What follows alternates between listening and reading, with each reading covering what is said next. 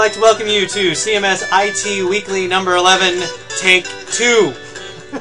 Just FYI. My name is Tim Smith. And I'm Jake Standish. And we're here to bring you today some of our favorite Web 2.0 resources, or at least we think they're our favorite. We do oftentimes... They're our favorites this week. This week they're our favorite. As you know, there's a ton of Web 2.0 resources, and these are just about 7 of them, possibly, that we enjoy and we'd like to share with you. So, and you know, last week we talked about social bookmarking, yeah, and maybe these are some good things to start putting in your bookmarks as things you don't want to forget about. Correct. So we'd like to start off here with the first one is Pandora. Many of you know about Pandora. Pandora is a website that streams music of a particular type. So you can put in a favorite artist or genre, and it will play that style of music. The small warning, Metallica, AC/DC, they're not in Pandora. They don't, some reason, allow their music to be streamed. But I don't recommend that for the classroom. Jake, how did you use it in the classroom? I used it actually as my key classroom management tool. Okay. I would play music whenever I needed my students to work together, to work on a project, or, you know, I'm explaining some really crazy stuff, AP chemistry, chemistry in general. 10 minutes of any bit of information in chemistry, it's time to take a break and let the students try to explain it to each other. Okay. So I'd let them be teachers for a couple of minutes. We'd listen to half a song, full song, explaining ideas, getting questions answered, and then we bring it back to the whole group and, well, are there any questions that weren't answered? And then I would proceed from there. Pretty cool. Very useful. I always use it very similarly in classroom management in my classroom. If I could not hear the music, then the students were too loud. It was that simple. Yeah. In my classroom, totally different kind of classroom than yours. But well, they're both really utilizing the ability for music to create some privacy. Yeah. So students can have that conversation and can admit, yeah, I don't get this. Do you know what he's talking about? Yeah. That is powerful in that they can have that conversation. And I think we all would agree, well, the majority of us, that music in and of itself is powerful.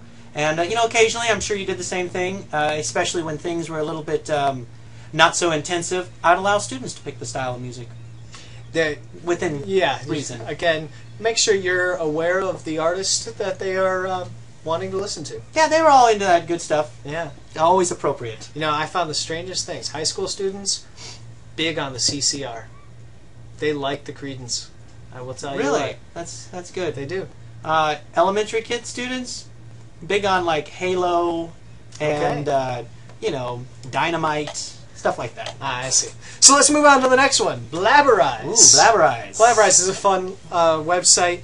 Its main purpose, only function really, is to take a photo of a person or an animal or even an animation, and make it talk. So there you have it. Eduardo loves Blabberize. Oh, and generally, I would say that right now you're listening to a llama talking to us about Blabberize. Pretty cool. And it takes like 30 seconds. That's what happens. You should go make the photo, one. record what you want it to say, you define where the mouth is and how much you want the mouth to move, and that's it. Pretty cool. It does not take long at all, and it can be hilarious.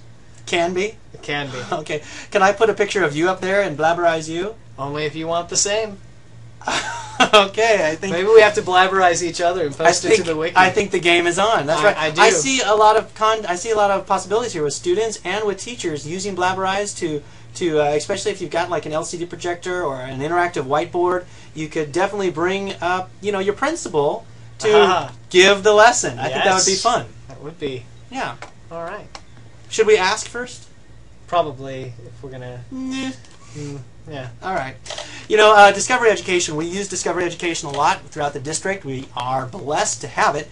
And if you don't know, they are becoming, I think, Jake, you mentioned in the last podcast that we will not show, that they are becoming like the flagship of Internet Web 2.0 ideas. Yeah. And so they have an entire website devoted to that, and it is the Web 2011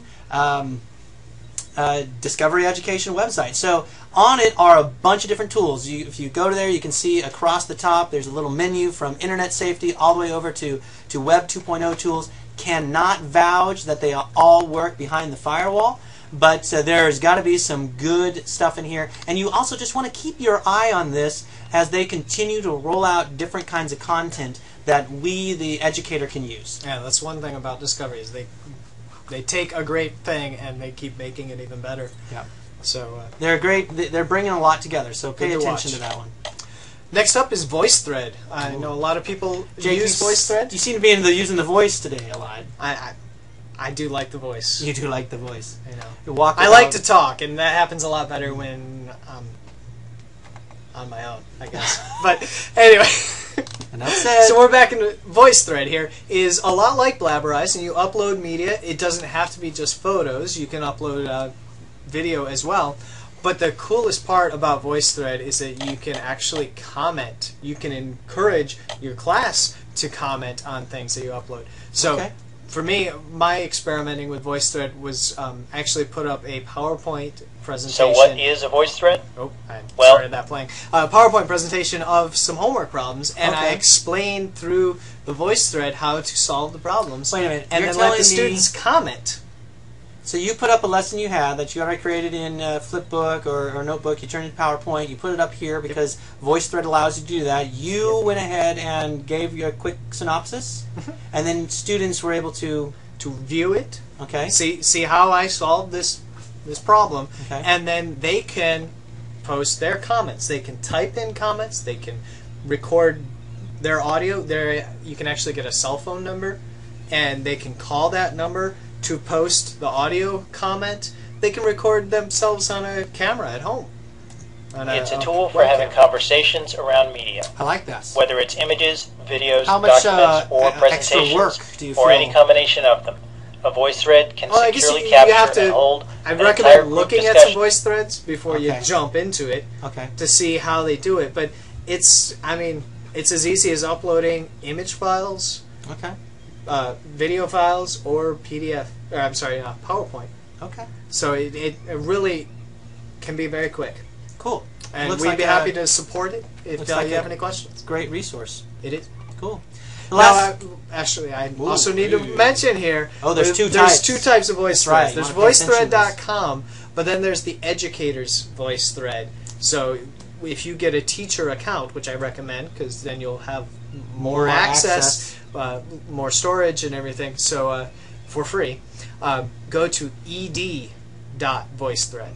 You know, I'm glad you brought that. I'm glad you brought that up. The education side of VoiceThread, because a lot of the websites that are used in Web 2.0, like with Glogster, like we've mentioned a couple of weeks ago, don't go to glogster.com. You go to edu Glogster or Glogster Right. edu, because there's usually an educational component. A lot of the websites that we like to use across our school district See on this wiki. look for an educational side where you can get more content for free as an educator. There seems to always be one. So Digo has an educator side, VoiceThread, Poll Everywhere. There's a lot of educator sides. And you may find that the non-edu form is blocked by our filtering. yeah. So, and that's what comes out. We hear occasionally, Glogster's blocked by CMS. Well, no, the edu Glogster is not blocked. Correct. So, and if you have questions or things like that, send us an email, and we'll gladly help out. Yeah. The last one on the list for today, at least, is Jog the Web. We've been using it here today, as if you've been watching on the video vodcast instead of the actual vodcast. We've been using Jog the Web to jump or move, or jog, I guess, from one aspect or one Website. to another. And along those lines, Jake also realized, which is really kind of cool at the beginning here, you can make like a slide and start it off, and it just kind of makes a simple, easy way to organize if you're going to jump through a bunch of websites. I mean, you could have done it. You could have done it with tabs along the top if you're using Firefox or even other versions of web browsers. But Jake, I do think that we found a few problems with it, or Yes. or just maybe working intricacies. As we click, you can see that sometimes it shows that little alarm clock, like it's trying to load, but it just can't quite get there yet. And so it may not. There's some downtime that we might want to warn about. Yeah, There are some yeah. glitches with it. We like the idea of idea this is cool. working. And also, it has a social aspect at the top. I do. We're going to go ahead and post this Jog the Web, and one of the neat things, if you were to join Jog the Web, you can actually comment on each one of these websites. about how you're using it, or how you find it valuable or not, or different best practices if you've been using. Like we talked about some of our best practices with Pandora. You could go into this Jog the Web and write some more best practices. So yeah. So check it out, jogtheweb.com. And speaking of which, all that will be on our IT Weekly. Okay. If you go to j.mp/CMS, I'm sorry, j.mp/IT Weekly. No CMS on that Right. one. Just Okay. IT Weekly. In your browser, it will bring up our wiki for all of the podcasts that we've done and that we plan on doing. We've only got 2 more podcasts planned. and they're TBA still. They're to be announced. So we would love to have your comments. If you would like to suggest a IT Weekly for the end of the year, the last 2, we would love to hear from you. So Or go if you to. got some you want us to talk about next year. Our intention is not to stop. Oh no, we're going to pick So- this back up in August, and actually, I do believe there's going to be some summer editions. Those Maybe not weekly. But maybe not weekly, and those will be probably different. At any rate, we hope you've enjoyed this podcast, and we look forward to seeing you next week. that's right. Talk to you then.